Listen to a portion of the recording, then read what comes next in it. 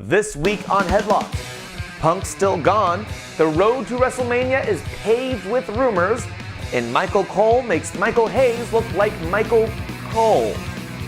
You know, that made more sense in my head. Let's lock up.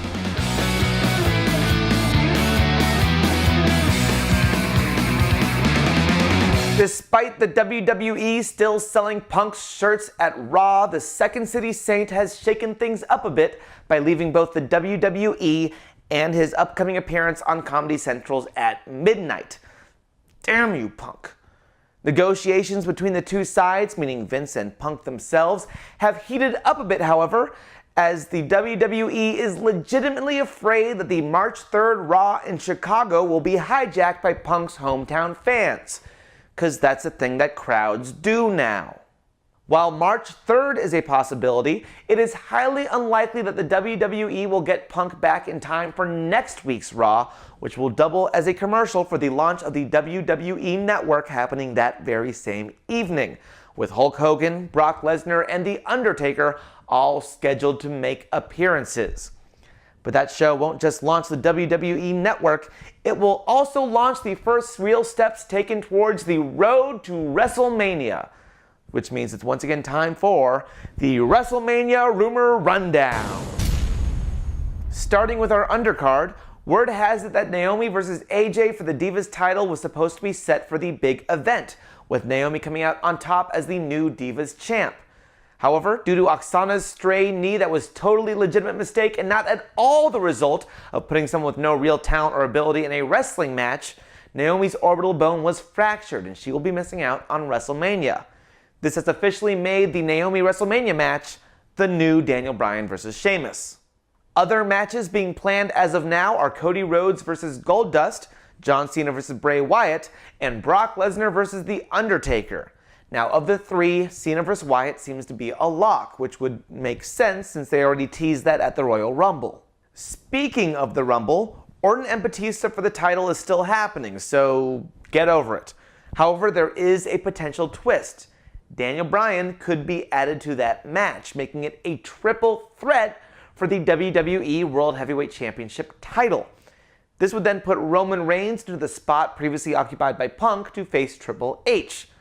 The other option being considered, and I think I prefer this one right now, is leaving Orton and Batista alone and Daniel Bryan facing Triple H. Look, we've seen Daniel Bryan beat Orton several times. Isn't it about time that he got the bigger rub by defeating Triple H? And this would then free up the triple threat stipulation earlier in the card for our final rumor, Rollins versus Ambrose versus Reigns. Since two triple threat matches on one card would be a bit overdoing it, and this would allow the Shield to go out with a bang. That said, given the highway robbery that happened by the fans at the end of the Royal Rumble, it is understandable that the WWE is worried that by not putting Daniel Bryan in the main event at WrestleMania, it may cause short-term history to repeat itself. Whether or not it should is a different story. And that's the WrestleMania Rumor Rundown.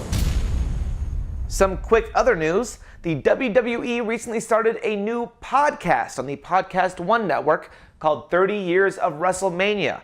This will join a slew of other wrestling podcasts on the Podcast One network, such as The Steve Austin Show and Talk is Jericho.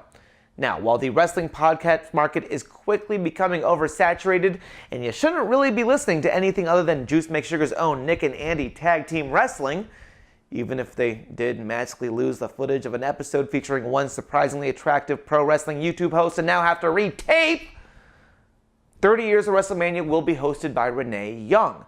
So it's hard to feel anything other than warmth, genuine enjoyment. God, it's hard to be unironically interested in things.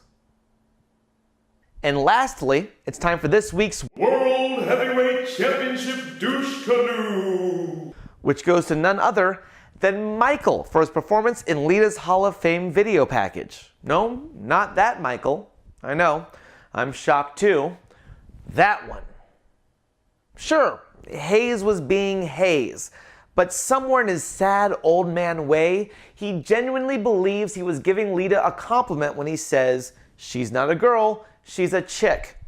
To a guy like Hayes, that basically means here is a woman who inspired countless little girls to believe in themselves and an entire generation of women's wrestling. To him, chick is just the equivalent of dude, and although it comes across as gross, and it is, there's at least some sort of twisted logic that makes a comment like that a relatively high compliment.